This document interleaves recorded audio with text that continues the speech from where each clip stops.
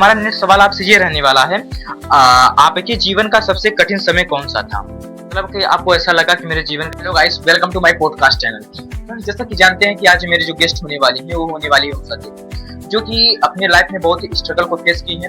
वो एजुकेशन भी ली है और क्या कहते हैं किसानी भी की है, और उन्होंने लाइफ में बहुत सारी चीजें जो स्ट्रगल होता है वो सब कुछ भी फेस की है। तो उनसे हम बात करेंगे ये सब चीजें कैसे फेस किए हैं और हम लोग उनसे कौन सी चीजें सीख सकते हैं। उनसे जब बात करेंगे तो सब चीज का खुलासा होगा। और मैं इस वीडियो के माध्यम से और इस चैनल के माध्यम से हमेशा कोशिश करते रहूंगा कुछ में अलग देने के लिए, जो आपको लाइफ में, यदि आप मेरे वीडियो को देखते हैं, आपकी लाइफ में कुछ ना कुछ अलग जरूर हो। आप मेरे वीडियो पर आए तो कुछ ना कुछ सीख के जरूर जाएं, और मैं कुछ अलग करने की कोशिश कर रहा हूँ। तो दोस्तों, आप लोग सपोर्ट दिखाइएगा, प्यार भरा कमेंट करिए कहाँ से आप लोग वीडियो। चलिए वीडियो को स्टार्ट कर रहा हूँ, प्रारंभ करते हैं।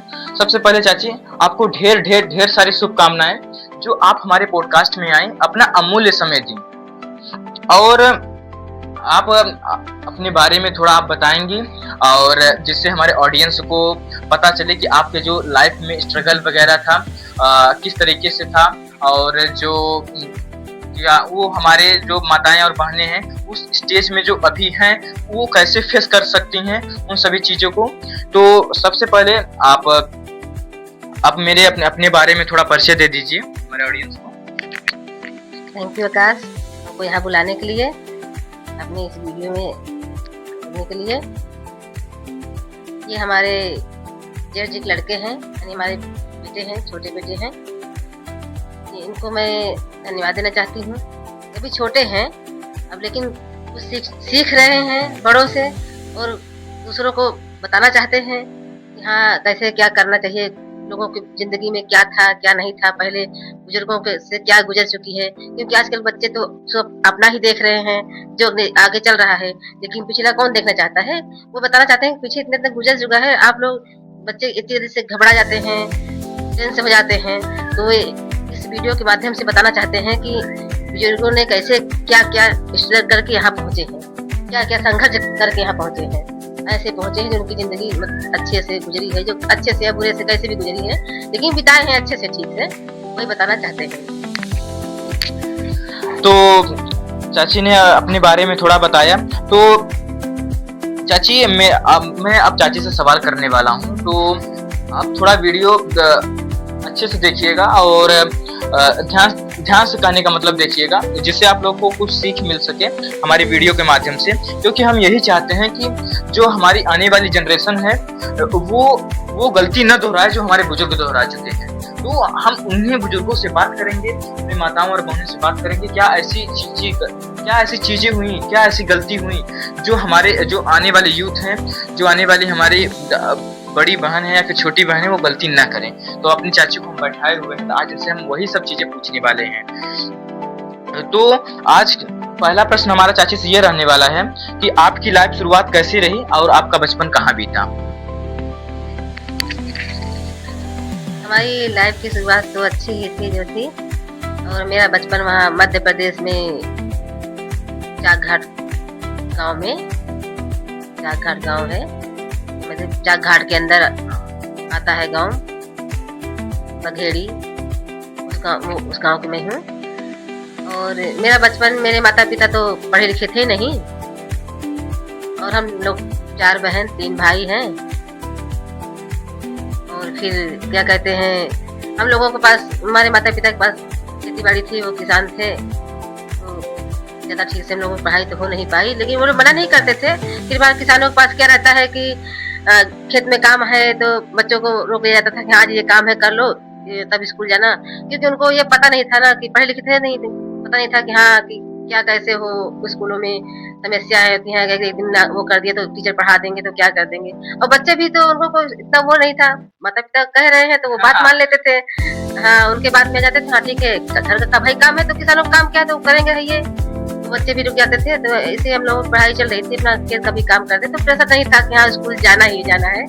आजकल जितने बच्चों को प्रेशर रहता है, फिलहाल इस दौरान बच्चों के पास तो इतना माइंड होना चाहिए कि हाँ वो पढ़ाई लिखाई ठीक से करें। माँ बाप भी पढ़े लिखे हैं तो सोच रहे हैं, तब इतना नहीं काम करने बच्चों को कहते। तो बहुत अच्छे तरीके से चाची ने हमारा बताया कि बचपन उनका किस तरीके से बीता। तो चलिए हम नेक्स्ट क्वेश्चन की ओर आगे बढ़ते हैं।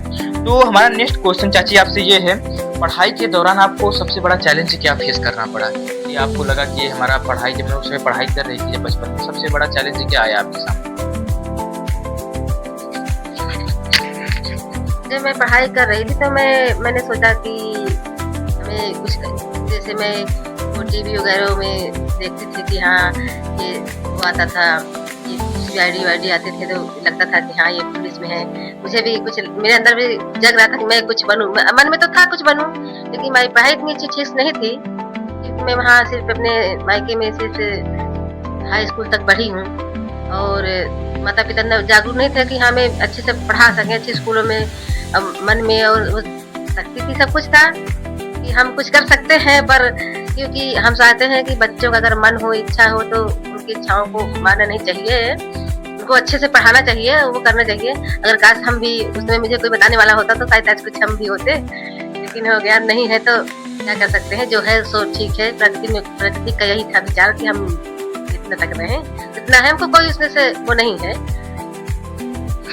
तो काफी शानदार जवाब दिया चाची ने हमारी कि उस समय जो चैलेंज था, तो काफी चैलेंजेस भी थे, लेकिन आप भी क्या है ना कि लाइफ में सबसे बड़ा काम, अगर लाइफ में अगर आपने कितनी भी सब कुछ हासिल क्यों न कर लिया हो, यदि आप खुशी नहीं है, सबसे बड़ा काम यही है। आप यदि अपने आप को खुश रख पाते हैं तो आप सबसे बड़ा धन यही है, क्योंकि इंसान कितना भी धन कमा लेता है, वो कहीं ना कहीं खुशी नहीं रहता है, उसके अंदर कुछ ना कुछ हो रहती है। लेकिन आप अगर ये चीजें कर पा रहे हैं तो यानी सबसे बड़ा धन आप कमा चुके हैं। तो चलिए हम नेक्स्ट क्वेश्चन की ओर चाची से अगला क्वेश्चन पूछते हैं। चाची हमारा अगला क्वेश्चन आपसे ये है कि उस समय जो लड़कियों की पढ़ाई को लेकर समाज का क्या वो था, मतलब कि जब आप पढ़ाई कर रही थी तो समाज लड़कियों को किस नज़र से देखता था? कि लड़की जैसे पढ़ाई करने जाती तो किस नज़र से, आपकी नज़र में ऐसा क्या है कि जो समाज लड़कियों को कहते हैं कि वो लड़कियां पढ़ने जाएंगी, क्या ऐसा वैसा चूल्हा चौका करे ये सब, तो आपकी नज़र में ऐसा क्या था, उस समय ऐसा क्या था?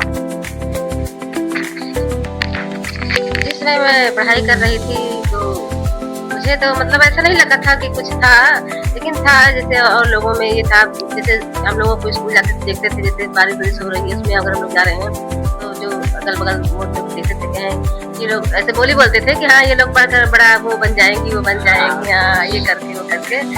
पहले जैसे छोटे लोग थे तो उन लोगों की विचार धारणा ऐसी रहती थी कि उनको वो पढ़ना, लेकिन फिर भी ठीक था, उसमें था पढ़ाई, लड़कियों का कोई रोक टोक नहीं था पढ़ाई का। मैं कोई वो नहीं हूँ, 40 साल की एज है मेरी। अब इसके पहले जो था तब था लड़कियों का पढ़ाई का, अब तो ज्यादा ही हो गया है, हर जगह लड़कियों का मान सम्मान बढ़ रहा है, पढ़ने लिखने का, लड़कियों का लड़कों का पढ़ाई का ज्यादा ही वो है। उसमें भी था, अब उसके पहले क्या था, उसके पहले तो नहीं जानते थे, लेकिन हमारे समय में था। चाची ने बहुत अच्छी तरीके से उत्तर दिया कि उस समय जो लड़कियों का किस नज़र से देखा जाता था जब वो एजुकेटेड मतलब पढ़ने जाती थी एजुकेशन लेने के लिए। तो कहीं ना कहीं देखो दोस्तों क्या होता है कि आज की डेट में क्या है, जो हमारी माताएं और बहनें हैं तो काफ़ी आगे उनको दर्जा दिया गया है कि वो कुछ भी चीज़ कर सकती हैं, कहीं भी। आज अगर रेलवे में भी है, पायलट में है, कहाँ लड़कियां नहीं पहुंची हैं, हर जगह लड़कियां हैं, जहाँ लड़के पहुंचे वहाँ पर लड़कियां पहुंची हैं। ये हमारे जो समाज जागरूक हो रहा है, धीरे धीरे जागरूक हो रहा है, जागरूक वाली चीजें देख रहा है, तो वो अपनी आवाज उठा रहा है। जब आवाज समाज उठाता है, जब लोग उठाते हैं तो हमारे समाज में विकास होता है।